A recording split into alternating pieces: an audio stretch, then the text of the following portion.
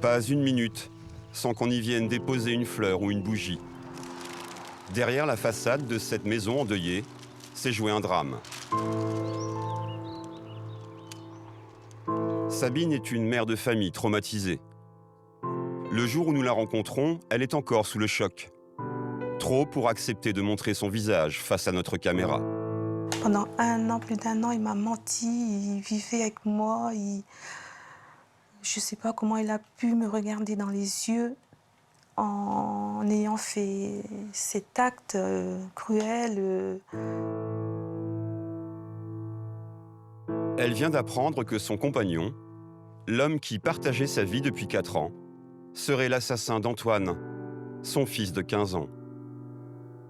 Je ne comprends toujours pas. On a du mal à digérer pour moi, pour toute ma famille, le choc, comme si on était dans un cauchemar.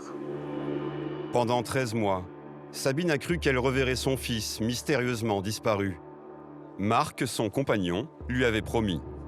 Pour cela, le beau-père avait mobilisé tout le village et pris en main les recherches, avec un aplomb incroyable, jusque devant les caméras de télévision. C'est ça le plus dur, c'est de ne pas savoir, quoi. C'est être dans le noir, à ce Vous sens-là. n'avez aucune idée aujourd'hui d'où est Antoine? Non, c'est ça le truc, c'est qu'on n'a aucune idée. On a été trahis parce que pendant 1 an, il nous a joué la comédie. C'est un monstre, pas d'autre mot. Comment cet homme a-t-il pu berner tout un village pendant plus d'1 an? Histoire d'une énorme manipulation.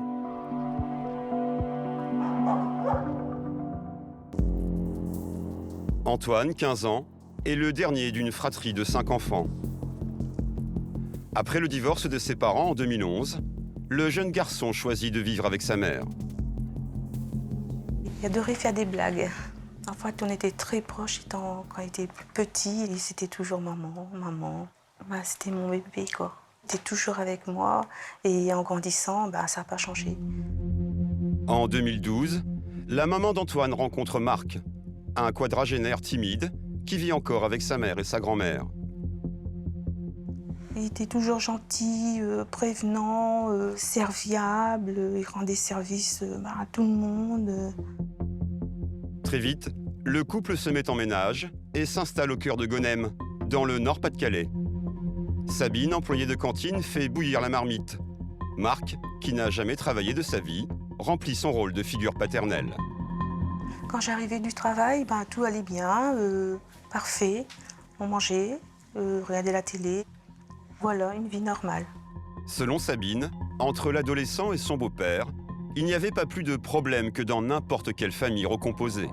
Parfois, il y avait, on va dire, des coups de gueule qui n'avaient peut-être un ras-le-bol de l'école parce qu'ils ne voulaient plus aller en cours. Ça arrive, c'est un ado. Hein.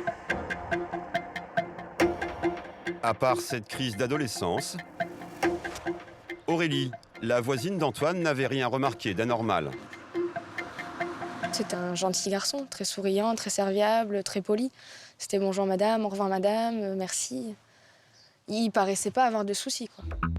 Un gamin qui n'a jamais fait parler de lui. Jusqu'au jour où il disparaît mystérieusement. Le 28 janvier 2015, Marc est seul à la maison avec Antoine lorsque l'adolescent semble se volatiliser.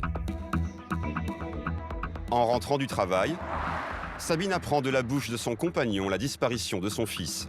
Quand il a disparu, c'était un choc, un choc. Moi, j'ai toujours cru qu'il était parti, une fugue. J'ai toujours pensé ça, j'ai toujours pensé qu'il allait revenir. Je ne comprends pas. La nuit passe et toujours aucune nouvelle d'Antoine. Sabine et son compagnon se rendent à la gendarmerie. Une information est ouverte pour disparition inquiétante.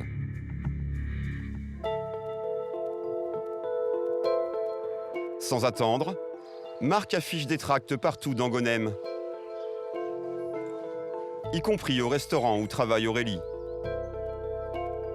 C'est lui-même qui les avait fait. Il est allé voir les commerces du village, pareil, et a demandé si on pouvait accrocher tout ça sur les vitres. 1,45 € s'il vous plaît. Alain, le pharmacien, et Sébastien l'épicier de Gonem se souviennent d'un beau-père qui semblait profondément désespéré.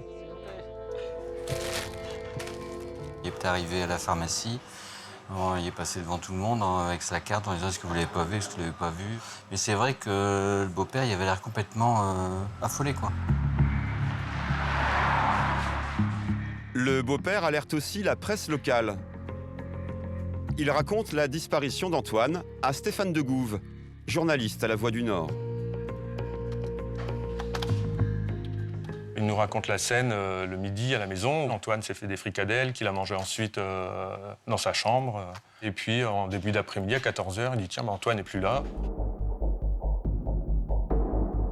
Il semblait vraiment impliqué dans les recherches. C'était lui le plus impliqué. Il demandait justement à trouver de l'aide partout, quoi. Semaine après semaine, Marc se forge une réputation de beau-père courageux, animé par une seule mission, retrouver Antoine. Moi, c'est quelqu'un qui m'a dit qu'il avait fait ça, un groupe. Par contre, le C, c'est rempli de renoncés. Ah oui, non, il n'y a pas de souci, hein, j'ai pas... 2 mois et demi après la disparition de l'adolescent, la main sur le cœur, Marc franchit un pas supplémentaire dans la tromperie.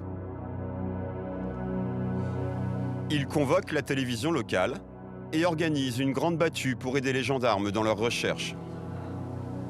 Le but vraiment initial de cette battue, c'est justement d'essayer de trouver un indice qui permettrait à la gendarmerie de s'aiguiller dans telle ou telle voie. Mais voilà, il faut qu'on fasse quelque chose, on ne lâche pas. On ne peut pas laisser tomber, on ne peut pas laisser rester à rien faire. Donc voilà, on fait des choses. Aujourd'hui, c'est une battue. Dans une semaine, ce sera peut-être autre chose, mais de toute façon, on reste là, quoi. Dès les premiers instants, on a engagé des chiens à recherche-piste. Un hélicoptère est venu pour... 300 personnes sont venues de toute la région pour ratisser les alentours. Toute la commune est passée au peigne fin. Ce jour-là, Hervé avait pris un congé exprès pour prêter main forte. Il donnait des directives, il fallait faire ci, il fallait faire là. Donc voilà, il était vraiment sûr de ce qu'il disait, tout le monde était derrière lui. Nous rejoindre ici en Pointillé, de toute façon, les bois que l'on voit donc ici... Comme par hasard, le beau-père oriente les recherches à plus de 10 km de l'endroit où le corps d'Antoine sera retrouvé. J'ai fait des chefs d'équipe pour justement aiguiller ces gens dans la recherche que l'on doit faire, suivant les bois, les petites rivières, les cours d'eau, parce qu'il faut que ce soit efficace. Voilà. Merci beaucoup. On te laisse, si tu veux poursuivre. Merci. Combien Comble du cynisme, face à la presse, il demande à sa compagne et au reste de la famille de lancer un appel. Antoine, si tu nous entends, si tu nous vois, ce qu'on veut, c'est que tu rentres nous voir, qu'on puisse avoir de tes nouvelles et ça le plus vite possible parce qu'on est très très inquiets et on pense tout le temps à toi. À cet instant, il est impossible pour les gendarmes de soupçonner Marc de Meulemester. Ça fait chaud au cœur, ça fonctionnait, et puis allez, il peut encore du monde qui peut arriver, c'est bien, c'est ce qu'on voulait, c'est super. Pendant plus d'1 an, l'enquête piétine. Les gendarmes décident alors de repartir à zéro en réinterrogeant tous les témoins de l'affaire. À commencer par Marc, la dernière personne à avoir vu Antoine vivant. Depuis 13 mois, le groupe d'enquête travaillait dessus. Mais petit à petit, en fait, il y a des éléments qui ont commencé à titiller un peu les gendarmes sur le beau-père, sur son attitude. Est-ce que justement, il n'était pas trop impliqué dans les recherches? Est-ce qu'il s'est contredit devant eux? Le mardi 1er mars, les gendarmes décident de le placer en garde à vue. Et là, surprise, le beau-père avoue le meurtre. Son avocate, commise d'office, est elle-même décontenancée par cette soudaine confession. C'est vrai qu'il explique les choses, oui, calmement. Il indique effectivement avoir étranglé Antoine dans son sommeil le matin et s'être servi avec un fil de fer et puis ensuite avoir transporté le corps et l'avoir jeté dans le canal pour le faire disparaître. Stéphane de Gouve, le journaliste de La Voix du Nord, se rend immédiatement sur les lieux. Les bords du canal d'Air, à Beuvry. Et là, alors? En fait, j'arrive ici, bon, il y a un gendarme avec son véhicule qui est là. Et je m'approche, et en fait, ici en bas, je vois les plongeurs. On est à l'endroit, en fait, voilà, où en fait, le corps d'Antoine était depuis 13 mois.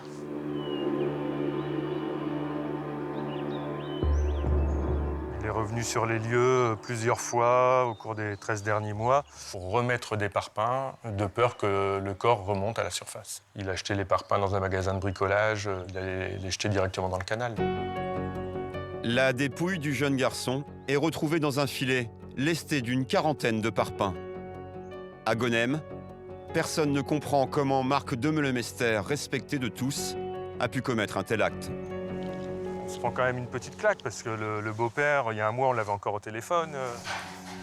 Je suis en colère qu'il nous ait berné comme ça pendant autant de temps et qu'il ait laissé Antoine au fond d'un canal comme ça. Et puis qu'il ait vécu sa vie comme si de rien n'était, quoi. C'est fou d'avoir cette espèce de sang-froid et de déni. Enfin, je sais pas ce que c'est, je comprends pas. C'est vrai que quand on a une cliente en face de nous qui commence à pleurer, c'est vrai qu'on ressent la peine de la population, oui. Faut quand même pas déconner, quoi. C'est une horreur, quoi. Passé le choc et le sentiment de trahison, une personne occupe désormais les pensées de tous les villageois. C'est Sabine, la maman d'Antoine. Madame la juge, elle m'a annoncé que Antoine est décédé. Je lui ai dit, ben non, c'est pas possible, c'est une blague. Elle me dit, ben si, madame. Après, elle me dit, c'est M. Demelemester qui l'a tué, il a tout avoué. Ah, alors là, vous savez plus quoi, vous tremblez, vous pleurez, Pendant plus d'1 an, il a caché Antoine dans l'eau, c'est pas possible. Il allait entre deux mettre des pavés dessus, c'est des parpaings. Non mais attendez, j'arrête pas d'y penser. D'ailleurs, j'arrive même plus à manger. Je suis tout triste, en colère, je ne comprends pas, je comprends toujours pas. Placé en détention provisoire, le beau-père a avoué aux enquêteurs qu'il avait depuis longtemps l'intention de tuer Antoine. Alors pourquoi cet homme sans histoire aurait-il tué son beau-fils? Pour l'instant, il n'a donné aucune explication. Pourquoi il a fait ça? J'aimerais bien le rencontrer, qu'il me le dise en face. Mis en examen pour assassinat, Marc Demelemester risque la prison à perpétuité.